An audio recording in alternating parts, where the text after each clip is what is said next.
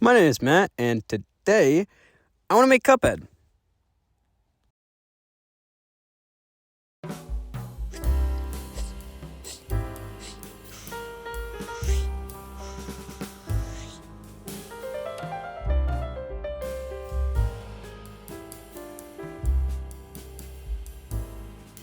So to start, I get out all of the colors that I will be needing throughout this. And because of last time, I start by making an armature. I get out some paper clips and something that will be used for sale. In this case, it is a Mario amiibo. Then I create an armature with bent legs and arms. Then I connect these two pieces together with aluminum foil around the midsection. Then I cut both the arms and legs to scale, and I make the off-white that the large parts of Cuphead are made out of, like his head. This is made with some black, brown, and blue, and a lot of white, and it is just a grayish white. Then I cover the two legs with this color. I also connect them in the bottom middle. Then I get some black clay and I cover the body of the armature. After that, I bake the clay to set it all into place so that the armature won't move, and I bulk out the body.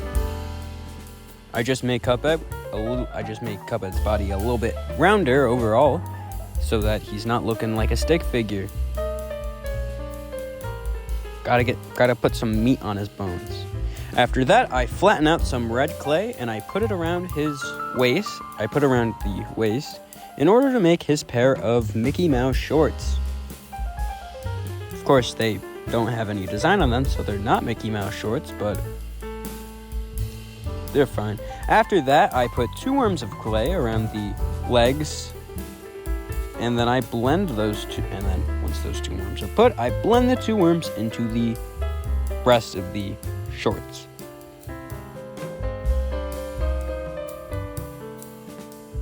So, once these are blended in, the shorts are done. And, of course, blending in the shorts is very important. But so is the next thing, the shoes. To start, I get 2 equally sized pieces of brown clay. I roll them up into balls, and I make the toes larger than the base of the foot. Then I place them onto the stub that they are going to go, so that I know where the leg goes. After that, I flatten out a piece of the same brown clay, and I stick it on the bottom of the shoe. After this is put onto both shoes, it's time to put the shoes back on and then put a worm of clay around both of these shoes. So once the shoes are on the feet, it's time to put worms of clay where the shoe meets the leg. Once these worms are on there, they get softly blended into the shoe, not entirely, but enough where they can still stand up, but still blended in order to make sure that the feet don't just fall off. After that, this gets baked once again, and I start by making some gloves so that when I make the arms, I have something to attach from them. To make the gloves, I start with a thumb, and then I cut out the 3 fingers with a sharp tool that I have, and then I just shape out the fingers. I make them rounder and more finger-like. Once the fingers are made, this glove has a design on its back. That design is made with a very thin worm of black clay and 3 very small dots of black clay right on the back of the hand. These are literally just Mickey Mouse gloves. After that, the hand gets slightly bent at the fingers, because that's the pose that I'm making. After that, I make a worm of clay, and I duplicated that hand with the thumb on the opposite side, and now with a worm of black clay, I attached it to the little stub on the armature that's left, and I wrap it down so that it's resting on the shorts. Once that is cut to size, I do the same thing for the other arm, and then I attach the gloves onto each arm.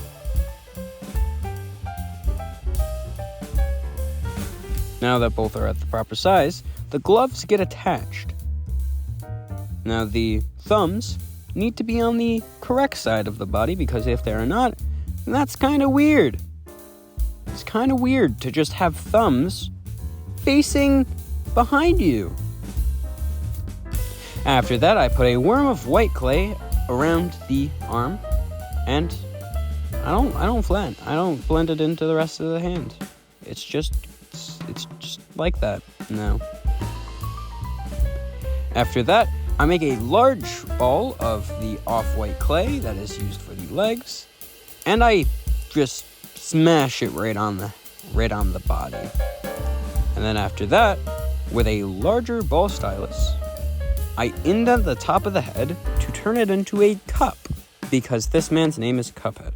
Then I shape it further with my fingers, and I put in the mouth with a smaller ball stylus and other tools, kind of.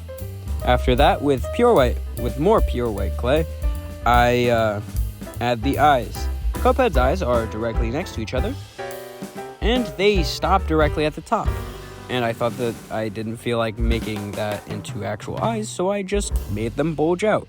After that, he gets his big red nose, and the eyes are cut to not go over the top of the cup.